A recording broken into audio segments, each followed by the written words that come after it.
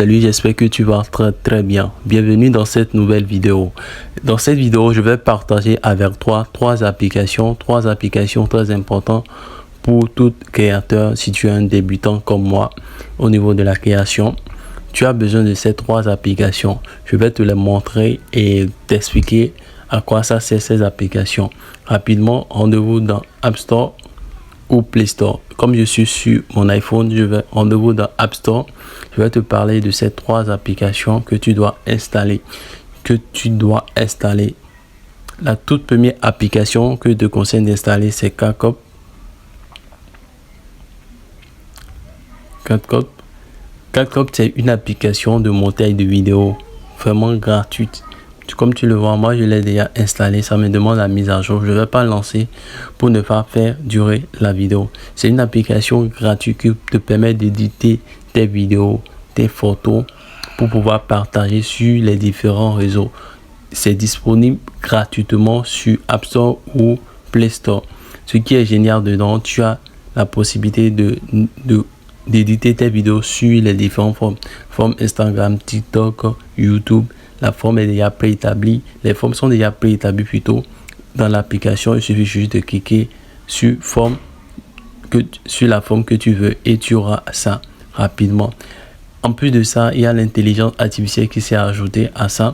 Donc tu peux avoir des images à partir des textes que tu vas rédiger. C'est disponible au niveau des options. C'est la dernière mise à jour de CapCut qui t'offre cette possibilité. Après CapCut, je te présente une application aussi super géniale.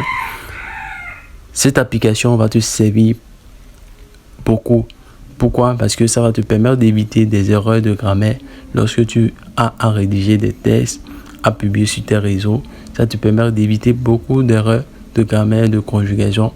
Donc, je te parle de cette application, comme tu le vois à l'écran, Language-Tool. Language-Tool, c'est une application que je ne commencerai pas à utiliser parce que c'est déjà intégré. Tu donnes des autorisations pour l'intégrer sur ton clavier lorsque tu écris.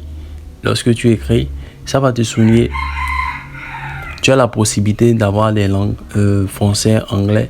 Et lorsque tu écris des textes, quand tu soulignes les erreurs de grammaire, les points ou de conjugaison rapidement. Donc ça te permet d'aller très vite, d'écrire des textes sans faute, sans beaucoup de fautes. Et c'est le plus important lorsqu'on publie, c'est pour éviter beaucoup de fautes. Il faut éviter beaucoup de fautes parce que si tu publies avec des erreurs, tu auras plein de commentaires que tu ne vas pas supporter après. Je t'invite vivement à aller installer cette application si tu partages des contenus, surtout des tests.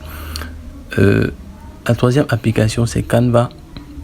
Canva, c'est une application qu'on ne présente plus qui te permet de faire des montages au niveau des affiches, d'éditer tes affiches, les miniatures YouTube, les miniatures pour tous les réseaux que tu connais, que tu utilises déjà, Instagram, Facebook, TikTok aussi. Ça te permet de faire plein de trucs, plein d'images. Il y a des images déjà préfaites, il suffit juste de les modifier et d'ajouter ce que tu as ajouté. Et surtout, il y a aussi l'intelligence artificielle qui est disponible au niveau de Canva. Ce qui est dommage, Canva est gratuit, mais il y a des fonctionnalités qui sont vraiment pour les utiliser, tu dois payer la version payante. Mais par rapport à l'alternative de Canva, si tu es sur Android, bien sûr. Si tu es sur iPhone, c'est pas possible d'installer. Si tu es sur Android, je te conseille d'aller installer Pixel Lab. Pixel Lab te donne beaucoup plus de largeur.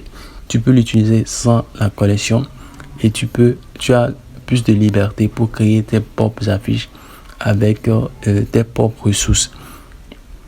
Donc c'est tout pour cette vidéo. Si ça a intéressé, je te dis vivement d'aller installer ces applications, de commencer par les utiliser. Laisse en commentaire si tu connais d'autres applications très utiles que j'ai pas mentionné